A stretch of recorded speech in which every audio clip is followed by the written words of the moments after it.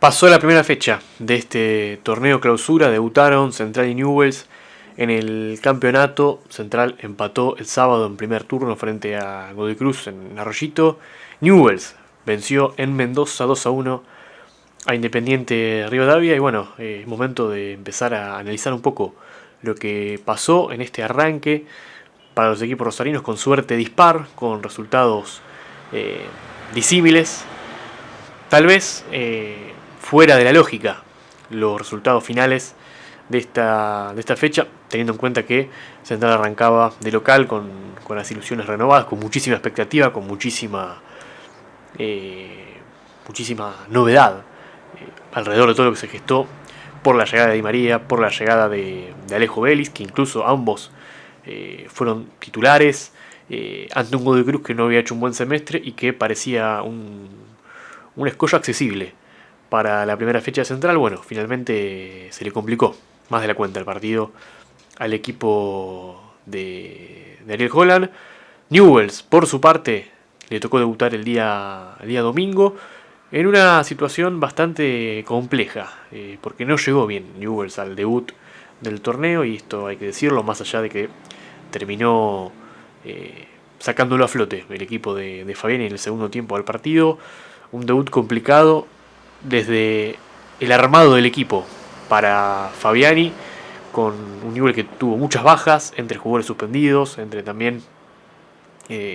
jugadores que no fueron habilitados, jugadores tocados desde lo físico,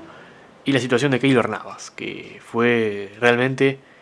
una sorpresa el día domingo, que ni siquiera estuvo en el Gargantini, en la cancha Independiente Rivadavia, y que Newell's debió enfrentar el partido con Williams Barracina, que hasta 6 horas antes del partido iba a ser arquero suplente, y sin un relevo, un arquero que pueda oficiar de arquero suplente entre el banco de relevos de Fabián, una situación que dejó a Newell's de la peor manera que podía arrancar. Un campeonato sin su plantel, que ya de por sí es corto, completo, y con esta situación alrededor del mejor jugador que tiene Newell's, porque bueno, Navas creo yo es el jugador de más jerarquía que tiene Newell's. Vamos a arrancar hablando un poco por el equipo del Parque, que bueno, fue el equipo que ganó en esta fecha. Ya se preveía que iba a ser complejo el arranque de Newell's, por lo que, no solo por lo que fue la pretemporada de México, desde el resultado y desde el futbolístico, porque no es algo que se pueda analizar mucho, sí, desde lo que vimos en esta última semana, de un plantel que no se termina de completar, y bueno, de los inconvenientes y las circunstancias que le terminaron, que lo privaron a Cristian Fabiani de tener todos los recursos disponibles para la primera fecha, para visitar a un equipo que hasta el domingo había perdido una sola vez en el año como local, que había hecho un mejor torneo, apertura, que Newell's, y que se había reforzado con el regreso de Alex Arce, y que estaba tal vez mucho mejor plantado. Bueno, al menos eso fue el primer tiempo, mucho mejor, mucho más decidido y con mucho más fútbol para afrontar la primera fecha. Le costó a Newell's el primer tiempo, no jugó bien, le costó sobre todo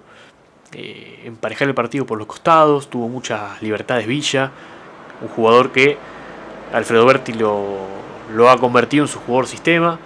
y el equipo de Berti a partir de Villa genera fútbol con el colombiano, moviéndose por izquierda, por derecha, buscando siempre el pasaje de sus compañeros, del lateral, de volante, que son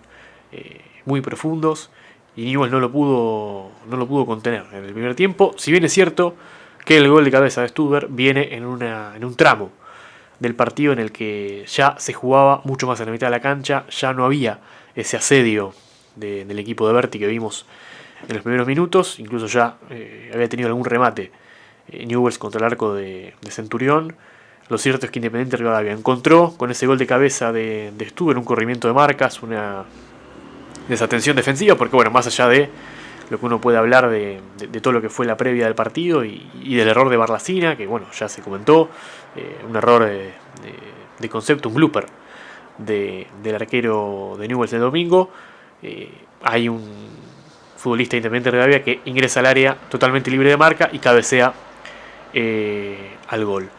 En el complemento, otro Newell's. El equipo de Fabiani se adelantó Vanega, empezó a encontrar su lugar en la izquierda. Herrera empezó a pesar por derecha. Y claro, ahí Newell's empezó a realmente hacer la diferencia en el partido a partir de ocupar los espacios que Independiente Rivadavia dejaba vacíos en la mitad de la cancha. Espacios, sobre todo a los costados de Bottari, e incluso después con la salida de Bottari y el ingreso de Buca, se volvió realmente anárquico el equipo mendocino y allí Newell's empezó a crecer, lo empató primero a partir del gol de Charlie González, una gran jugada rápida, pelota que va rapidísimo de la izquierda hacia la derecha, un Herrera que lo encuentra muy bien a Charlie González, que definió en 2 tiempos, y así ya el partido había cambiado, ya ahí fue un antes y un después, ese empate para Newell's, que ya había tenido chances antes, que ya incluso merecía empatarlo, lo empató en el momento justo y le quedó tiempo para ganarlo, porque luego de la expulsión luego del gol de Charlie González vino la expulsión por una roja directa muy desleal, la infracción de Mauricio Cardillo, que derivó en que Independiente Rivadavia juegue los últimos 10-15 minutos con un futbolista menos, y Newell's a los 42 del complemento encontró en otra gran jugada, un ataque rápido, en este caso con Gonzalo Maroni, una muy buena sesión para Ever Banega, que entró por esa calle del 11, por ese andarivel izquierdo, y definió de zurda para que Newell's gane y se lleve 3 puntos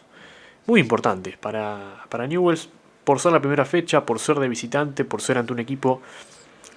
al que no le había podido ganar los 2 partidos que lo había enfrentado, desde la vuelta del equipo mendocino a primera, o desde el ascenso del equipo mendocino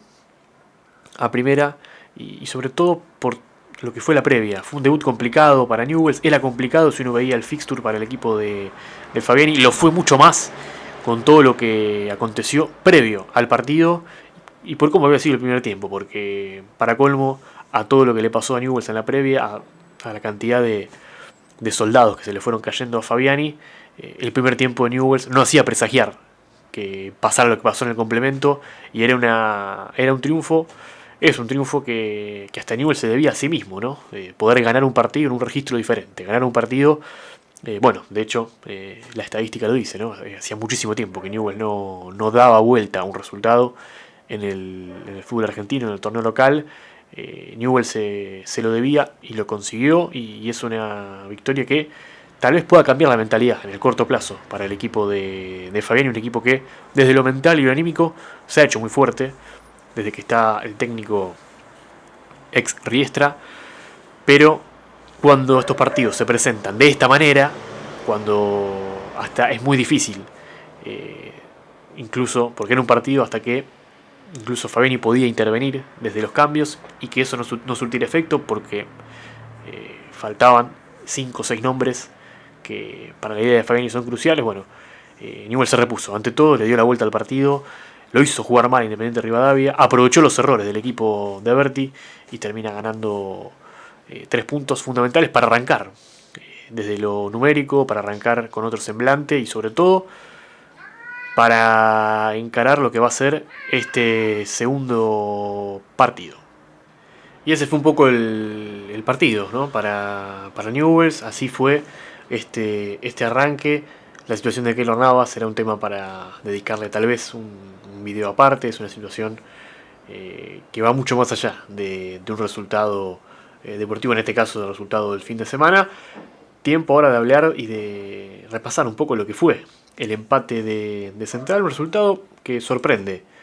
por cómo uno podía imaginar el partido en la previa, también incluso por cómo se había dado el partido, porque más allá de que Central no jugó bien, había logrado lo más difícil, que es marcar, ponerse en ventaja, y ya nada hacía presagiar que Godoy Cruz podía llevar un punto. Le había costado al equipo de Solari generar situaciones de gol, y bueno, en la última jugada se le termina escapando el triunfo al equipo de Holland con un error grave de la defensa, una pelota que cae en el área de Fatura Brown, con 6 futbolistas de central en el área, 5 de Godoy Cruz que llegaban y terminan imponiéndose los que llegan a la carrera para anticipar, en lugar de la defensa central que estaba en el lugar pero que miraba y no marcaba, no defendía. Un error impropio de una defensa de central que, tal vez si uno analiza los últimos 2 o 3 años, ni siquiera el último campeonato, los últimos 2 o 3 años, bueno, lo más fuerte que tiene Central es su defensa. Se vio un Central demasiado atado en el partido, la presencia de Di María, que fue un evento en sí mismo, era el lado B de esta situación. Creo que la presentación y el regreso de Di María se terminó comiendo un poco a todo lo que era el ambiente de partido de una primera fecha, y lo sintió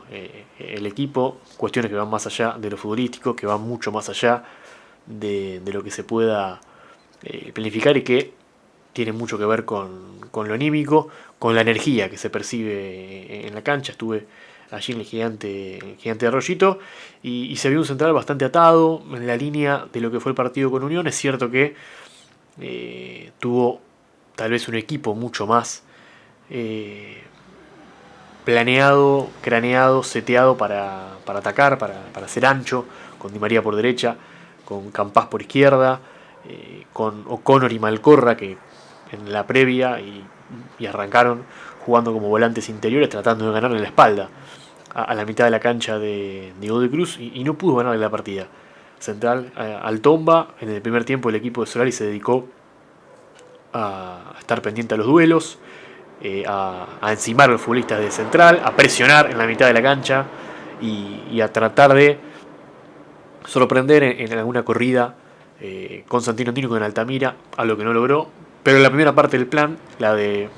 comprimirse y no dejar pensar a los volantes de Central, eso Godoy Cruz lo hizo muy bien y lo pudo sostener a lo largo del partido. El equipo de Solari, que creo yo sorprende a Holland por la manera en que planteó el partido, y sobre todo por algo que hizo en el segundo tiempo el equipo tombino, que fue defenderse con la pelota. En el segundo tiempo, cuando parecía que, y era la cuestión que uno lo percibía, ¿no? Un Central mucho más apurado para ir a buscar el gol, para ir a abrir el marcador, y cada vez, conforme pasaban los minutos, Central era un equipo mucho más apurado, era un equipo con menor calidad en la tenencia de la pelota, y crecía Godoy Cruz con alguna secuencia de pases, aunque tampoco le sirviera eso para generar situaciones de gol. Y eso fue un poco la tesitura del partido, ¿no? Conforme fue pasando los minutos, Godoy Cruz se fue haciendo más dueño del partido, sin ser en ningún momento el dominador, ¿no? de la escena. Creo que territorialmente el partido había sido de Central, pero bueno, un equipo de Holland que seguramente le lleve algunas fechas de reconstrucción de ciertas vías ofensivas, sabiendo que ahora tiene a Di María, sabiendo que ahora tiene a Alejo Vélez,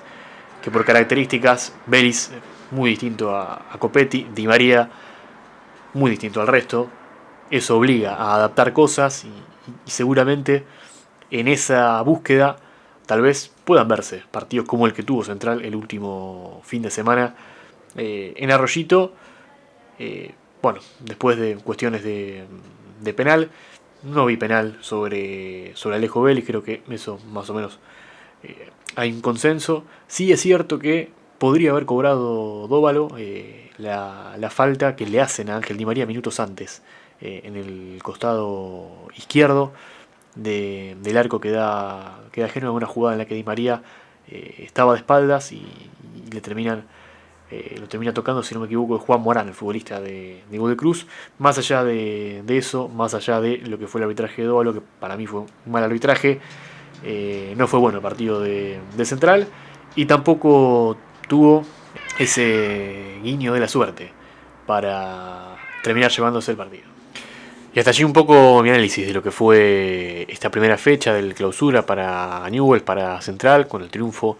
del equipo de Fabiani, con el empate del equipo de Holland, el debut de Di María, un poco de lo que significó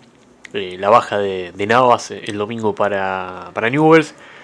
Mi top 3 de futbolistas de Newell's en esta primera fecha: me voy a quedar en primer lugar con Carlos González, me voy a quedar con Gonzalo Maroni y con Angelo Martino, con mención especial también obviamente para Verbanega. Y en central me voy a quedar con Alejo Vélez, fundamentalmente, con Federico Navarro, y por ser el debut, por haber convertido su primer gol 18 años después con la camiseta de central, y por lo que también significó desde lo emocional para él y lo que significó para todos los que estábamos allí, el público presente, Ángel Di María. Se viene ahora para Central el momento de